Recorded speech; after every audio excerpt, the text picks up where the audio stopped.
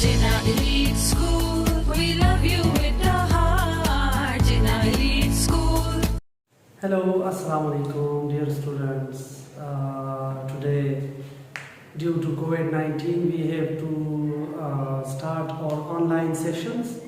So, in previous classes, as you know, we have talked about atoms, chemicals, but this time we have to start our lecture about chemical species.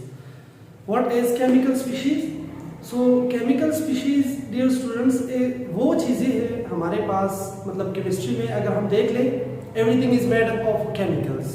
We said compounds, mixtures. If we are talking about compounds, तो compounds के लिए जो building blocks है, जो main चीज़ें हैं, building blocks means आप कहते हैं एक दीवार जो हम बनाते हैं, दीवार हम बनाते हैं ईंटों से, ठीक है।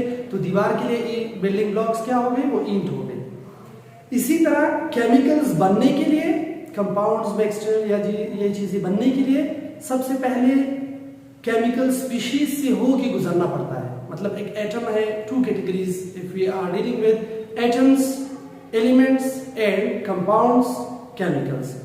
एटम्स आपके पास वो चीजें हैं जिनमें इलेक्ट्रॉन और प्रोटॉन की अमाउंट क्या होती है, सेम होती है, अनस्टेबल होते हैं। These are unstable. अनस्टेबल क्यों होते हैं? बिकॉज उनकी लास्ट शेल जो है वो कंप्लीट नहीं होती। अब लास्ट शेल जिनकी कंप्लीट ना हो वो एटम्स है। जिस तरह अगर पीरियोडिक टेबल में देख ले, जो 17 ग्रुप्स है आपके पास, टॉप से शुरू करें, हाइड्रोजन, फिर beryllium, next boron, nitrogen, oxygen, fluorine, यहाँ तक, ठीक है। बीच में बी फैमिली भी आ रही है, ट्रांजिशन एलिमेंट्स। तो ये सारे आपके पास एटम्स एलिमेंट्स फॉर्म में एग्जिस्ट कर रहे हैं। जो बेसिक स्ट्रक्चर्स है ग्रुप 18 या जिसे आप ग्रुप 8A नाम से भी मतलब ग्रुप 8A एलिमेंट्स भी जो है, जिसे नोबल गैसेस, इनर्ट गैसेस हम कहते हैं। तो नोबल गैसेस, इनर्ट गैसेस जो है वो कंप्लीट है, वो एग्जिस्ट कर रहे होते हैं हमारे पास मोनो एटॉमिक मॉलिक्यूलर फॉर्म में। So we say that those are not atoms, those are mono atomic molecules. तो जो एटम्स है, पहले वाली कैटेगरी, एटम्स में इलेक्ट्रॉन और प्रोटॉन की अमाउंट क्या होती है, सेम होती है।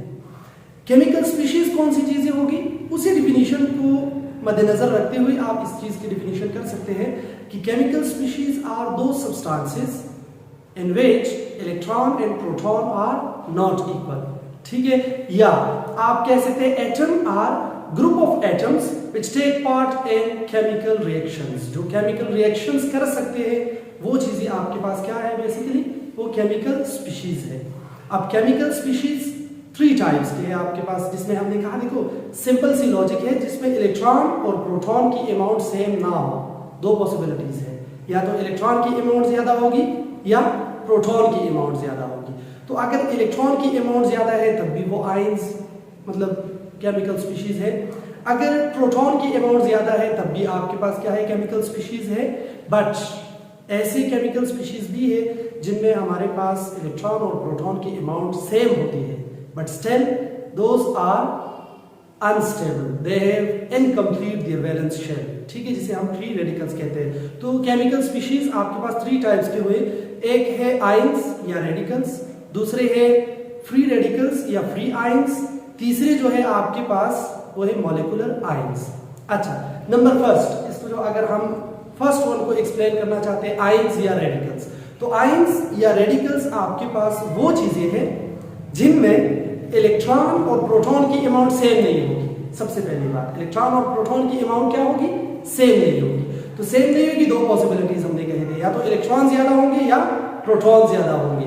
तो आयंस की जो पहली टाइप है वो है कैटायंस, जिसे हम कहते हैं कि हमारे पास कैटायंस वो केमिकल स्पीशीज है जिनमें प्रोटॉन की अमाउंट ज्यादा हो, इलेक्ट्रॉन की अमाउंट क्या होगी, कम होगी, ठीक है। अब those are cations, but simple सी लॉजिक है, कैटायन वो चीजें हैं आपके पास जिसमें आप कहते हैं प्रोटॉन की अमाउंट ज्यादा, इलेक्ट्रॉन की अमाउंट कम। अब प्रोटॉन की अमाउंट ज्यादा और इलेक्ट्रॉन की अमाउंट कम किस चीज की वजह से आ रही होती है, बाय लॉसिंग ऑफ इलेक्ट्रॉन। जब कोई भी एटम अपने इलेक्ट्रॉन अपने शेल से निकाल देता है तो वो कैटायंस बनाते हैं। जैसे ग्रुप फर्स्ट ए एलिमेंट, वो आपके पास फर्स्ट पॉजिटिव चार्ज अपने ऊपर लेके आते हैं, क्योंकि उनकी वैलेंस शेल में एक इलेक्ट्रॉन है, वो एक ही इलेक्ट्रॉन को अपने शेल से निकाल सकते हैं, तो वो पॉजिटिव कैटायंस बनाते हैं, सिंगल पॉजिटिव कैटायंस। जैसे कि हाइड्रोजन है वो H+ बना रहा होगा, सोडियम है Na+ बना रहा होगा, लिथियम है Li+ बना रहा होगा, रुबिडियम है, एंड लास्ट एलिमेंट उसी ग्रुप के है सीजियम, तो सीजियम भी Cs+ बना रहा होगा, एक इलेक्ट्रॉन उनके शेल से निकल रही होगी। इसी तरह सेकंड ग्रुप के पास आ जाए तो सेकंड ग्रुप वाले 2 इलेक्ट्रॉन रिलीज कर रहे होंगे, डबल पॉजिटिव चार्ज आ रहा होगा। ग्रुप 3 एलिमेंट्स जो बोरॉन फैमिली है वो भी 3 इलेक्ट्रॉन्स लूज कर रहे होंगे और उनके ऊपर 3 पॉजिटिव चार्ज आ रहे होंगे।